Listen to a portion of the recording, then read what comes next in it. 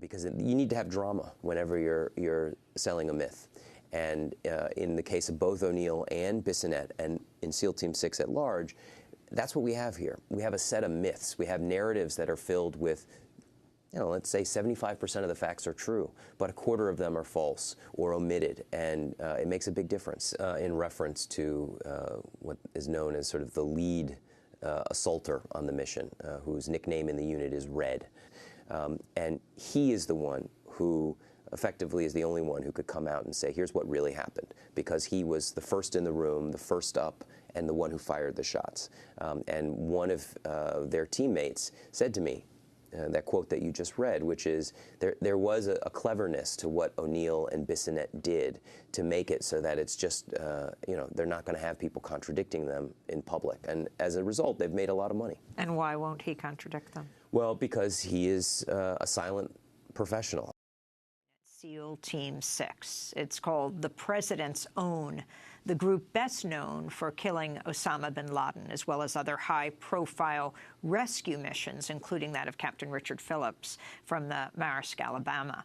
But Intercept national security reporter Matthew Cole reveals a darker side of the celebrated group. Cole spent more than 2 years investigating accounts of atrocities committed by members of the unit, including mutilating corpses, skinnings, attempted beheadings, and canoeings, which we'll talk about in a moment. According to sources, senior command staff were aware of the misconduct, but did little to stop it, often helped to cover it up.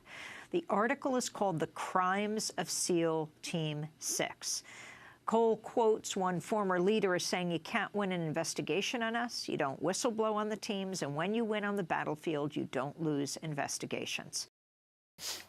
About once every other year, the command I was at would rent, for lack of a better term, a Disney cruise liner. About 35, 40 miles off the coast of Virginia, a hurricane came in, and our boats will come up alongside of it and hook it with titanium ladders, 4-inch titanium ladders. And it's about a 60-foot climb, and we did it in a hurricane. Ooh. I thought it sucked.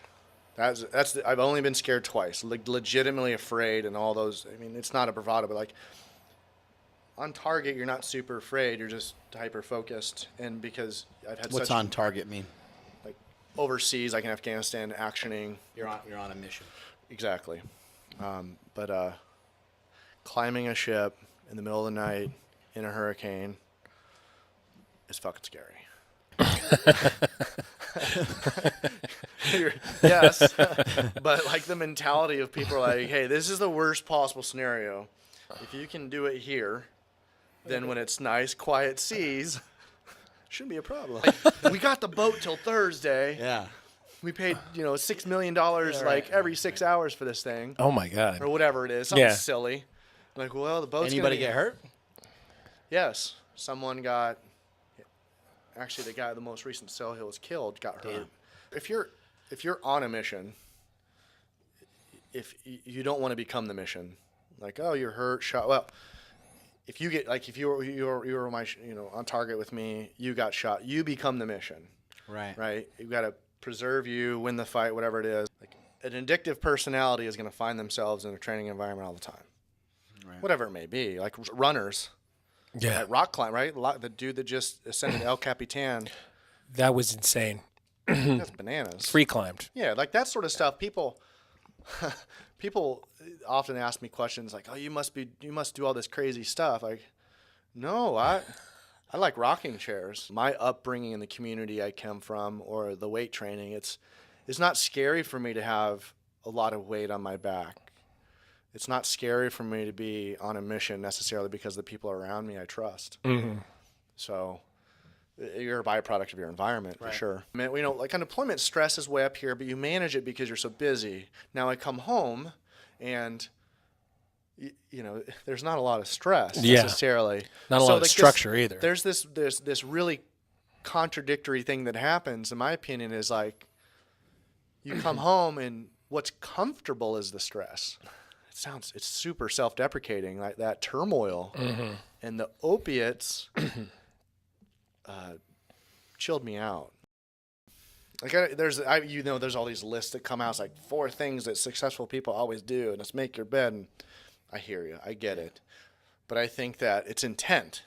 That's really what we're looking at, in my opinion. It's like, okay, what do you intend for your day or whatever? Because that's what's so magnificent about the community I come from, is that success it's almost predetermined. Now we can't, like, on the other side of it, you have humanity. Like, you have a lot of people that do some crazy shit, and you can't control that. You can't control how people act under stress. But what I can control, especially like in a weight room environment or training environment, is I can control how I prepare for it. That's the best thing I can do, and our community does that as good or better than anyone else. That preparation to almost guarantee success is awesome. Like, motivation will not make up for lacking of preparation. It's not that I don't believe in that, the motivational side of it. That what works for me, and I think that what's most sustainable is helping people find a process towards that purpose. Mm-hmm. That's the big one for me. And that's the parallel that I draw between the corporate world, athletics, the iron game, whatever it is, and my community is, without our process, our purpose is kind of, we're just going to spin our wheels. Mm-hmm. And that is how we almost guarantee success in a community. If you come to that roadblock, you're like, man, I'm having a bit of an off day. You have these breadcrumbs behind you that you go, okay, I've got a reset point. I've got a reset point. And you can see like little micro snaps of it, like whether someone's going to walk up to a bar on a deadlift and doesn't feel right, you step back and reset. The tactical world, like you're on the range shooting, I'm going to holster, take a deep breath, step back, right? Bryce Harper steps out of the batter's box, right? Doesn't feel right, reset. And we've got to allow ourselves to have those reset points. The command I came from in Virginia Beach, I was a new guy at that unit, and I had and still they are amazing mentors. And I was leading a breach, explosive breach on a large door. And history has been blow the door, run in, right? And I remember blowing it, and I took off running like 2 steps, and I heard that someone grabbed me, my body armor, and he pulled me in, and he goes, let those motherfuckers inside figure out what they want to do first. And like, light bulb. And right then, bullets just started zinging through that door, and I was like, whew. And ever since then, it's like, whatever it is from my life, I'm like, okay, go. Like, those little micro moments of like assessment and relaxation or preparation, whatever they may be, are so very valuable. And you see people that perform well, consistency, they do in their own right, not the exact same thing, but they're achieving the same thing. Certain units have been attached to us for very short periods of time, and you see this huge level of discrepancy in, I wouldn't say capability, but that stress inoculation, right? And it was no different, like I'd mentioned, like I just got snatched up by the collar because like, hey man, slow the fuck down. You're going to get yourself killed. Look at skydiving and the guy that climbed the El Cap, and all. If there's a point of failure there's a real risk of death. When that happens to the brain either shuts down, right? Control Alt Delete, reset, shut down, or we get into like the flow state or the zone or whatever you want to call it. When you're in that state of optimization, you can then reproduce it, and then there's this familiarity. So when you encounter those really scary, awful moments, instead of flight, you fight. And that, you have to foster that. And I think that, like we were talking about, is like success breeds success. If every time you get under the bar, you're failing, that's what you're going to get used to. Every time you're shooting, you're missing. You're not learning anything. You're just blowing through rounds. And that's where my community, in the Special Forces community, is so great, is that we don't train to failure. We train to success. Because when you really, really need it, it's got to be there. What people think a lot of times, especially from our community, even like the weightlifting community for sure, is that the sport community, it's like, oh my God, like it's the home runs, it's the touchdowns, it's the heavy squats, it's the like fucking skydiving while I'm shooting, and it's silly. No. Like, if you legitimately perfect the basics, it's super unsexy, admittedly. It is. Right. but the value is far better, right? The home run, right, it gets put together because it's the manifestation of really great work and skill, right? A heavy squat is the manifestation of a lot of unsexy work under the bar and really good movement patterns. Like baseball. People are bored to death of baseball. But I love baseball because they make the complex look simple. People get bored to death of the back squat but I'm the other way. It's like I love to squat because if I get out of my head, I'm going to get hurt. Like, I like that point of focus for me because like my mind, we'll call it OCD, whatever it is, it's like that point of focus for me is what keeps my mind occupied and happy. So I like to do that sort of stuff. I love it. Otherwise I wouldn't still be doing it.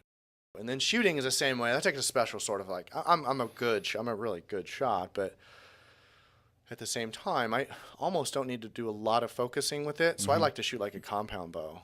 That for me, I can't get outside of my head. I really have to focus. If I were to go to a range right now with a pistol or my AR, I'm gonna take 50 or 60 rounds from my pistol and 50 or 60 rounds from my AR. And I'm gonna really just shoot slow, really basic. That for me is really enjoyable. It's like a point of zen. You can't always work at that intensity. And it's not necessary to prepare for. It's really not. Whatever. Like it's again no different than training. It's like you throttle up when you can, throttle back. You don't need to always be in the red. The first rep and descent on a bench press is no different than drawing a pistol. It's like that first one I want nice and slow and deliberate, and now I have a path to follow. I can speed up from there. It doesn't matter what it is, because if you've been training long enough or you've been working the military population long enough, you get to a point where you're going to go, why the hell am I doing this? I don't like wasting my time, and I don't like wasting anyone else's time. And I think that's a huge, huge problem is, some people socially just want to train. And I don't have any issue with that, but for me, especially in the tactical population or in the competitive sport population, like, aren't we supposed to be getting better? Like, isn't that the idea? Yeah. Sometimes it's a day off or an unloading. Yeah, I'm going to just move around and be social, whatever. But like, I don't do well with people that just want to socially exercise. So I was, the why, I don't know, I kind of always, there's that allure, not so much anymore because of all the fucking movies and books and stupid shit, but I've always had a passion for training because I was small. I was a small kid, right? And then, stereotypical, right? So I found the weight room, loved what I did, and I became assistant strength coach, the first ever assistant strength coach at Troy at the time. Just timing was great, right? And I always had wanted to do something. I wasn't ready to stop being a teammate, a team member, whatever it was. And for me, it was, what's the most difficult thing I could do? Something that really, in my mind, without ever experienced it, like certainly there's value, the Green Berets in the Army, the Rangers, all those, I have all respect for that. But for me, it was like, what's the toughest? Well, certainly I was always good. I grew up in Iowa. Wrestling is king. I spent a lot of time around the University of Iowa wrestling in Dan Gable, and it was like, that's the mentality. Like, outwork people well. In the 72 Olympics, not a single point was scored on him in the Olympic trials or in Olympic competition. That's unheard of in freestyle wrestling. And his mentality, I remember I was in high school, and I was every Sunday, basically, and it still exists today, from 8 to 10, unless they're traveling, the University of Iowa wrestling team, they train after a meet, because usually on a Saturday. And then they open the gym. Like, local teams can come in till about noon, and the coaches and most wrestlers, unless they're cutting weight, will be there to help the kids. High school, all the way to the little crumb snatchers. And years I'd go in there with the team when I grew up in my hometown. And I remember asking him, because I was never a very shy kid. I was like, Coach Gable, I don't know the really exact question. I was like, well, what's it take to be like the best? And he answered me, but to the population, he was like, he said, there's always somebody out there meaner and tougher than you. And he kind of had this like shit-eating grin on his face. He's like, or, you can, for a while, you can be that guy. And he was that guy. And for me, it made sense to me. Like, I can make up for some skill and talent by just outworking people. And that stuck with me still to this day. And that translated into my military service. It really makes sense to me to work really hard because I can control that. No one else is going to be like, you can't fucking do it. I'm like, all right, well, Yeah. I'll take the Pepsi challenge. Right. And I did. And I got through training, but certainly it wasn't easy, but it made sense to me. The community, the work ethic in that community makes sense to me. And the work ethic in the strength game, like the iron game, makes sense to me.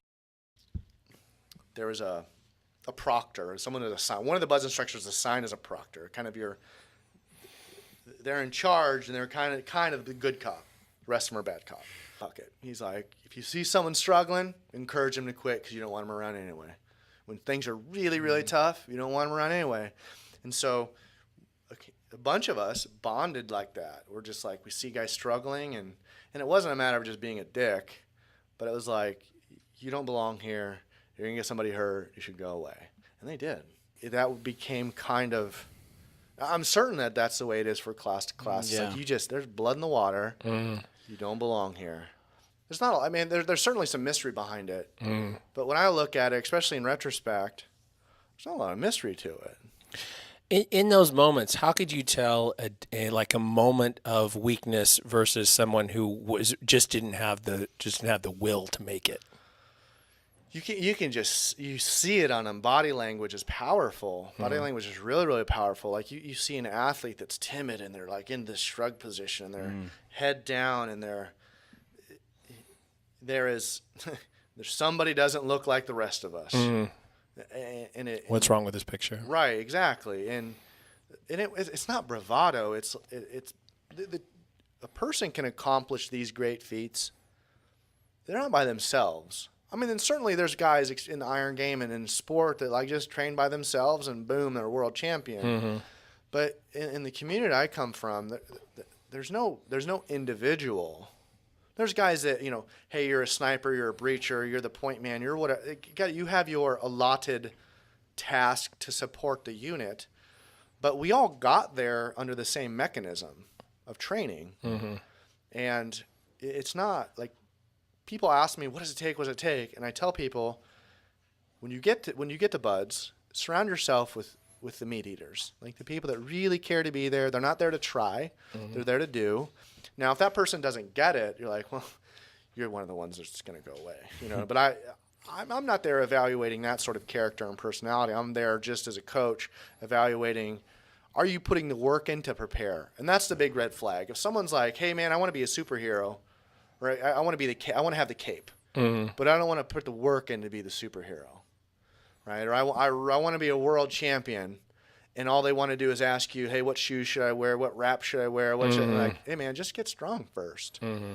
That's a huge red flag for me. And I think there's two sides of it. One is guys they're way in over their head and they didn't prepare. Right. And then there's other people that they are in such a hurry to get in. That's what you see. The failure rate's 85% in BUD/S.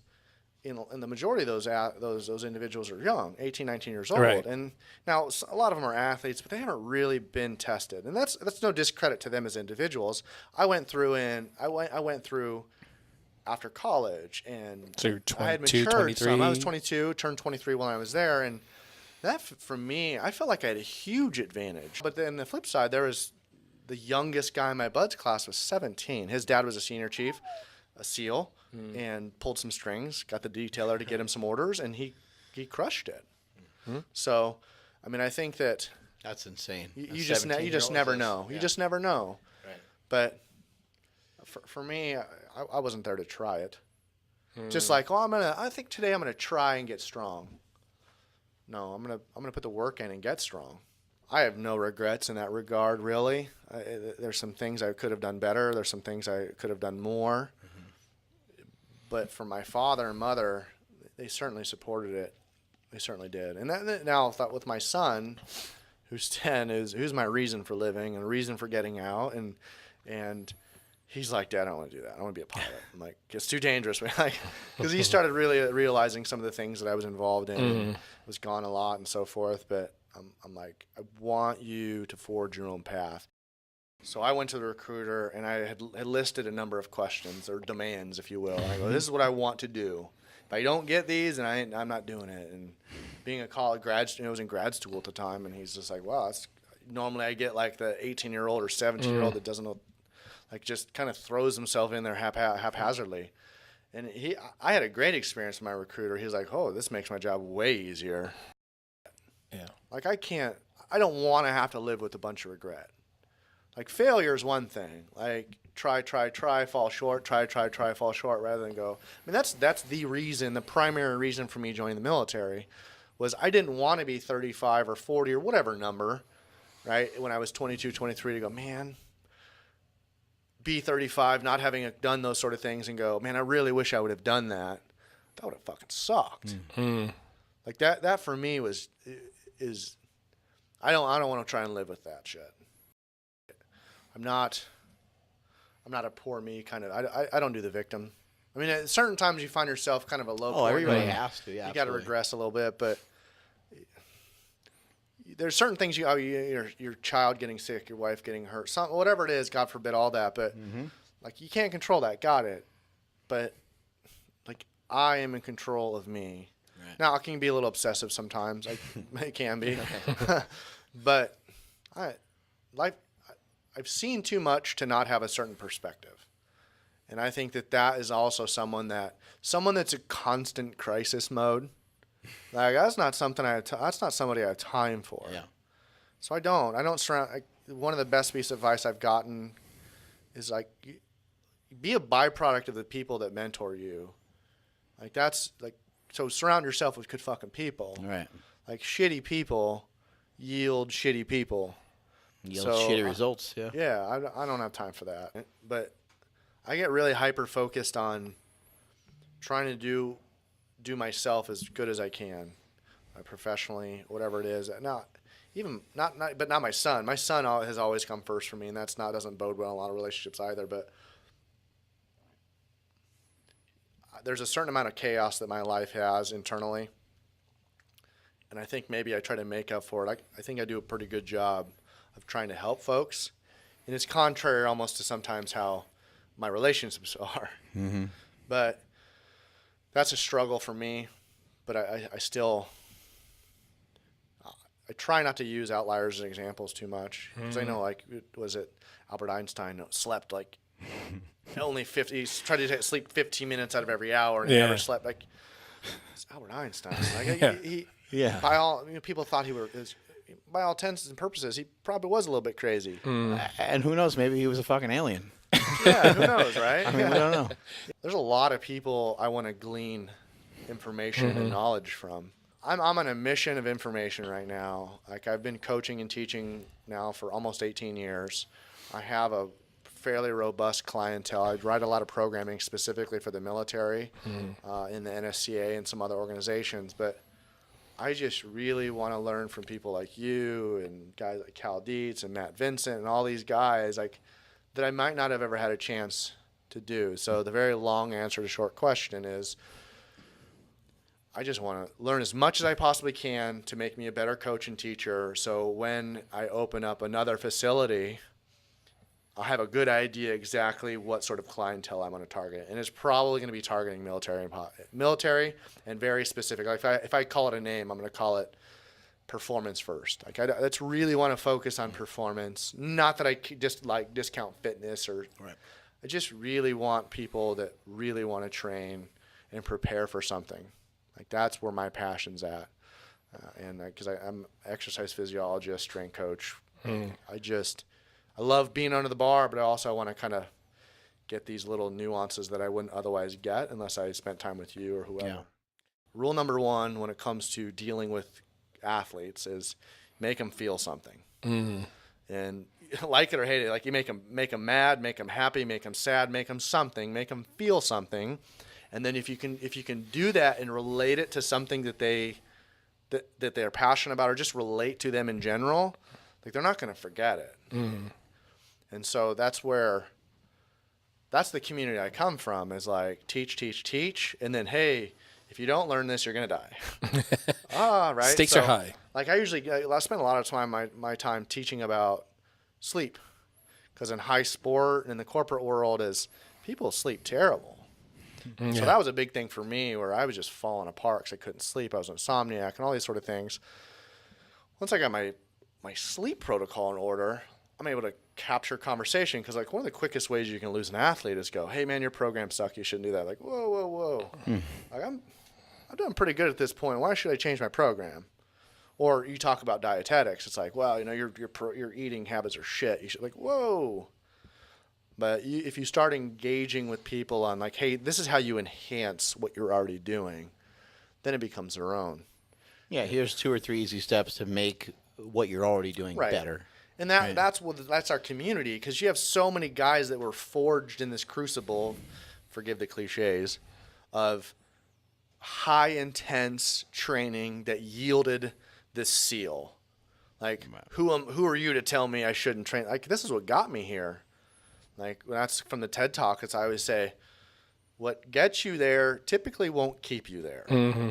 You've got to let some adaptation happen in your own programming or lifestyle to continue on with that positive adaptation, if you will. Lacking process and really lacking purpose sucks, because I've kind of been there. You get that. I got out of the military and I had this lifestyle that just consumed me appropriately. I got out and I was like, now what? We got to get people thinking objectively about how they're going to get to what they want to do. Right? Let's not focus on the 1,000-pound squat or the 50 home run season. Yeah. Like, how the fuck are you going to get there? If you haven't given that any thought, you're wrong. Yeah. Like, how am I really going to get there? And a lot of people start going, holy shit, I don't have a plan at all. And that's what I do. I go in and say, what is your fucking plan? Like, what here's your goal. Well, I'm just going to do this and this. Like, okay, but how are you really going to get there? I'm going to wake up every day at 4 a.m. Why? You went to bed at midnight. Right. Like, You're going to be tired. yeah, you're going to be. It's going to last for 6 days. Right. Just like Sustainable. January 3rd every year, fucking gyms across the country are full of people. February 3rd, tumbleweeds. And it's usually like January 5th or 7th because everyone's still hungover and still fucked up from the from New Year's. not making the commitment Like on that- the 1st or 2nd. You know what I mean? Like, people approach goal setting as like, oh, I've got the goal, I just got to get there. It's super ignorant. No, Let's really define the goal. And then once you've defined the goal, well, let's start saying, okay, well, first step. Simple, for example. It's like, I really want to change my lifestyle. Okay, well, how much water are you drinking a day? I don't drink water at all. Well, step 1. Like, it could be next week, drink 36 ounces of water a day. That's your goal. Like, well, that doesn't seem like much. Give it some time. This is a fucking marathon. yeah. So what eliminates that sort of confusion is a really, really, really solid process with clearly defined goals for the short term and the long term. And people don't even know how to do goal setting. Right. And this is not fucking rocket science, people. That's Tiger Woods needed a swing coach. Like Bryce Harper has a hitting coach. Like, the list goes on. Like, and a lot of times you get in a professional setting. You have your head football coach, you have your defensive coordinator, you have all these people. They themselves don't have time to babysit or implement these sort of plans because they're so hyper-focused on, here's the game plan for Sunday. But they have someone come in that I'm not emotionally attached to these players, nor am I emotionally attached to the job that these people have. So I can come in there and have this honest assessment. Like, there's a Showtime show that Don Cheadle is in. He comes in and does evaluate big corporate, and he's like, hey, you're bleeding money here, you're wasting here, that person needs to get fired. That's kind of what I ended up doing. Is I go in there, I'm just on this performance side, though, and I go, this is really inefficient. But you have the people, let's start doing this. Right. And that's kind of where that is what I did while I was in the military on the Naval Social Warfare side, was implement optimization programming for these people, which included, the strength training and all these sort of things. But we need to be able to assess what's going wrong. Once we've got that assessment, we got to fix it. A lot of people don't have a process for a lot of these sort of things. And they should. But what you see is, like, you see someone that's a high performer, like Tom Brady, and I've been around that organization a little bit and some others, and it's just like, it's not happenstantial why they're so successful. Like, let's fucking stop pretending for a minute that it's pure luck. Like, it's silly. Like, if you look at all the teams historically that have yielded reproducible, successful seasons, like, come on. Like, it's not a fucking mystery. Yeah. Yeah, it's hard to deflate that many footballs over the years. Right, exactly. It's hard to spy enough Yeah. people. It's not the information that you get from spying. It's it's the knowledge of what to do with it. what you use. Right, it's like, what was it? Just Stalin. It's like, it's not he who casts the votes. It's he who counts them. So, I think that you'd be amazed of how many organizations don't have a fucking plan. Right. And how many athletes that their talent is way up here, they're just like, I've always just been good. Well, you're out of the league in 2 years because they're all fucking good. Have a timeline, have a plan, but don't just have a plan to get you to your workout, because what I'm trying to do is I want to train, but then it's like, I need to get home to go to sleep. Have a plan for that too. You may have to plan in a 30-minute, like, plop down and watch ESPN for 30 minutes just to get your mind off of whatever. But then it's have shower. Maybe I always drink casein protein before I go to bed. I use the same toothpaste. Mint itself has become a Pavlovian response for me. I travel with the same toothpaste that I have at home. Eucalyptus is a very powerful, or whatever scent you may like. You know, you go home, come Lavender home for some people. Right, exactly. You come home from college or a trip, right? You've been on a road for a week or something. You put on a clean shirt, and that laundry detergent, like, instantly, like, I'm home kind of thing. Yeah, so maybe that for me is the beginning of my nighttime routine. It's like, I'm going to get the last email out of the way and I'm going to be okay with it. Like, I don't begin my process until I know that the electronics I'm done with. I'm going to finish watching my movie, check my emails, last minute, it's done. A lot of these issues, for lack of a better term, they've been manifested because of our environment. We're a light switch away from light at any given moment. Right. We're a light. We know now that there is specifically dopamine responses, or serotonin, responses from likes. Right? Yeah. So we're in that drive of, like, totally understand that world, but again, we can't take care of the people we're trying to help or affect or appeal to if we're a fucking hot mess. So it takes, now don't get us wrong here. Like, this is not a light switch action. This is going to take work, just like it is. Hey, well, how do you get a big squat? Squat moderately heavy every day, every week for a decade. Right? Like, now this response can be a bit quicker, but don't. It's going to be frustrating because it's not fucking easy. Especially since, you know, we spent a decade or more for some of us on this hamster wheel of inefficiency, but yet we're outliers and still performing at a high level. That's the conundrum. Like, our ability to be resilient is a testament, right? That's the reason. Like, oh, I can only 4 hours of sleep, I'm good. Like, no, that's just showing how resilient the human body is. That doesn't mean you're optimal. Yeah. That's the problem. The human body is so resilient that we can do stupid shit. I believe mindset is derived from consistent struggle with success. Like, there's always a struggle, and I'm consistently successful in overcoming that struggle. Like, mindset is not something where you read a book and go, bam, I've got mindset, I've got motivation. That's ignorant. That's super ignorant. Now, believe it or not, there are really shitty SEALs. Because BUDS is this. Understand this very clearly. That's what people are like, oh, BUDS.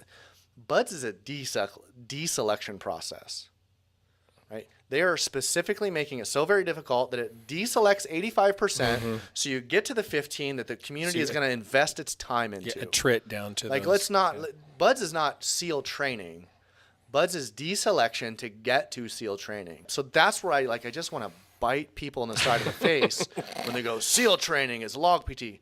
No, it's not. Like, I haven't fucking seen a log since buds. But it's super ignorant because we're playing on people's sort of majesty of training. Right. It isn't. But I've heard this of one of my son's friends. Actually, is on his second trip through buds because he did not do well the first time. Well, really because he gave up. Yeah. And that's really kind of the thing I've always heard is that it's not as much about performance as it is about the willingness to continue on. Yeah, like there are very few people. Like I had 188 guys in my buds class, 188. Of those 188 that started, 22 of us completed. And of the 160 that failed, probably 10 or 12 were dropped very early on for performance. Like we had there was a starting quarterback at the time from Florida State, quit. Right, we had another starting quarterback from another SEC team or Big 12 team at the time, quit. We had the number 16th ranked triathlete in the world in there, quit on the first Friday. Right? We had a guy in my buds class that didn't have a house, didn't learn to read or write, didn't have running water until he was 12. He slept in the trunk of a car in East Texas. His mom was a transient, and who knows, right? Like he's a byproduct of resiliency, right? Right. Like, who knows? Like I grew up in Iowa, like chopping wood when it's negative 30 degrees when I was 12. Like I worked on a dairy farm full time when I was 12 years old, 40 hours a week at times. So I don't know like what the byproduct is, but we don't want to kid ourselves that it's something that you try to do. And that's what people think, that like training is something you try. No, it's something you do. You either do it or you don't. And I hate the idea that we can sell this idea of like 6-minute abs, right? Or hey, like you can come to this SEAL experience. Like, and that's what a lot of times with professional athletes, I come in like, I want you to give me resiliency and mindset. And I go, well, if I was running your organization, you'd have out of 52 NFL players, only about 6 of them are going to tolerate me. So that's where it's like, we're not bringing in, we're infusing. Yeah, you want me to break people. I can do yeah, that I all can day, do right? that. Yeah. Like, I want to infuse some of the methodology. I don't want you to train like a SEAL. Yeah. That shit ain't going to work. And it's ignorant and it's disrespectful. And so for me, that's where like the tactical population of hairs on fire train, like, no, like that's not how it works. Like Bryce Harper doesn't practice hitting home runs. The tactical population doesn't practice like these. Now there's a time for it. There's a time for it, and that's called buds. And I think so. For mindset, we need to teach people how to get realistic goals and struggles, overcome them, and then make them a little bit more difficult. But not all the time. Like if we're always setting somebody up, it's like Charlie Brown. That asshole won't stop trying to kick the football. Like, stop. You know what I mean? Like, You're going to hurt yourself. Yeah. You're going to pull a groin. So, like, we don't want to do that to people. We don't want to keep setting them up setting them up to failure, because all you're going to do is fail. And that's in our profession as practitioners and coaches and mentors, whatever, parents. Like, if you imagine setting your son or daughter up every day to fail, like, they are going to fucking hate you, and they should. So, don't spoil the rod, but if all you do is beat the dog with a stick, that dog's going to bite. So I think that we're in a place to affect people positively. Like, let's be that positive effect in their life. There's power in numbers, especially when you're like-minded individuals. Yeah. And it doesn't have to be a spoken thing. It's like, hey man, we're at the gym today. We're squatting a day. That might be all it takes. Right? Group settings are so valuable, and it might just be a group partner. But I'm good to be by myself, and I like to train by myself sometimes. But sometimes it would be nice for someone to go, hey man, we're training today. Let's get your shit. Life's too short to do a bunch of shit someone else wants to do. Yeah.